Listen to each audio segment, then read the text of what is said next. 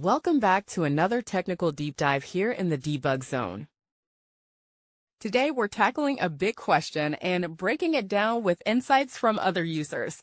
Hopefully this clears up some misconceptions and helps you get the answer you need. So buckle up, stay a little curious, and let's jump right in.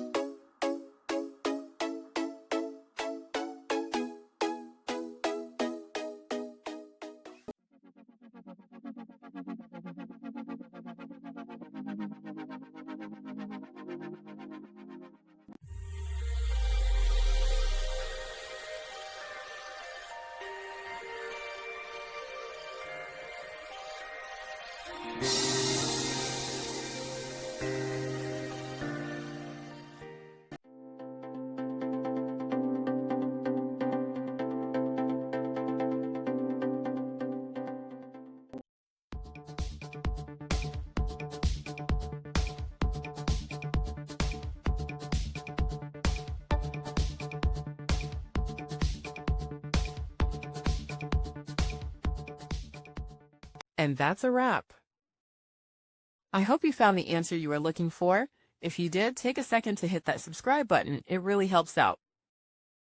And let me know in the comments which solution worked best for you. See you next time in the debug zone.